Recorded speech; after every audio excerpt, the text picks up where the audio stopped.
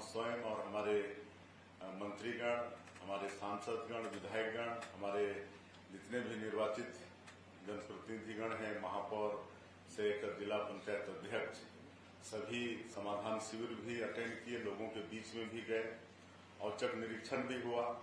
हम भी कई पंचायत में बिना बताए अचानक वहां पर गए और लोगों के बीच में किसी पेड़ के नीचे मतलब चौपाल लगाकर उनसे घंटे 1.5 घंटे बातचीत किए।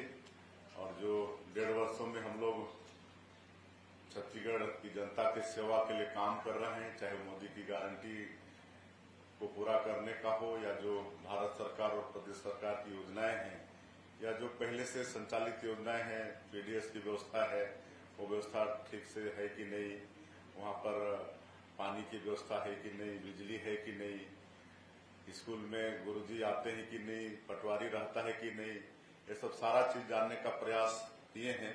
प्रधानमंत्री आवास बन रहा है तो उसका भी निरीक्षण किए हैं।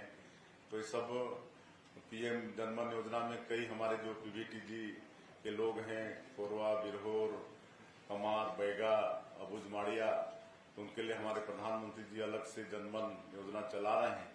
तो उसके तहत उनका मकान भी बन रहा है, वहां पर सड़कें, बिजली भी पहुंच रही है। तो ऐसे मोहल्लों में भी जाने का हमको अवसर मिला, उनसे भी मिले, उनका भी आवास देखे। तो कुल मिला के हम भी कह सकते हैं अधिकांश जिलों में हमने समीक्षा बैठक भी की, लंबी लंबी बैठक भी की, 2-2, 3-3 घंटा बैठक भी किए। और आज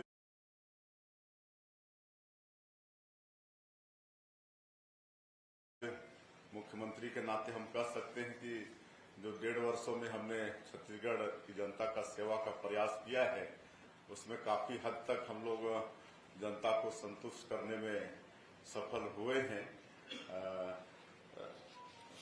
हैं और उनका आशीर्वाद भी हम लोग को मिल रहा है।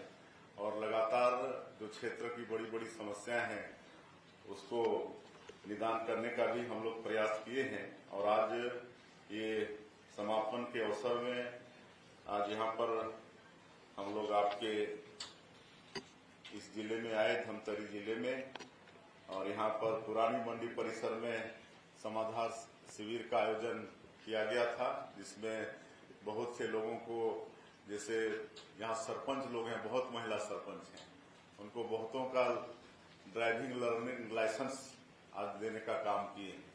12,000 यहाँ पर इस सुशासन तिहार के अंतर्गत आयुष्मान कार्ड बना है। मत्स्य कृषकों को भी जाल वगैरह दिए हैं। तो इस तरह से ट्राईसाइकिल वगैरह भी दिए हैं। बहुत सारा आज यहाँ पर चीजों का वितरण भी सुशासन तिहार के आज समाधान शिविर में किए हैं। और कई मांगे थी यहाँ की। आज कुल 213 करोड़ रुपया की घोषणा आज के समाधान शिविर में हुआ है, जिसमें एक तो धमतरी में हाईटेक बस के लिए 18 करोड़ रुपए की घोषणा किए हैं और धमतरी में एक सर्व सुविधायुक्त ऑडिटोरियम बने, इसके लिए 10.5 करोड़ रुपए की घोषणा किए हैं। और 3 प्रमुख सड़क, एक तो सिहावा कोलियारी 5 किलोमीटर, इसको 4 लेन करना है।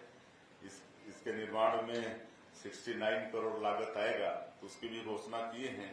एक रत्ना बंधा से मुजगहन तक 4 लेन सड़क, इसके लिए 56 करोड़ 56 करोड़ रुपए की घोषणा किए हैं।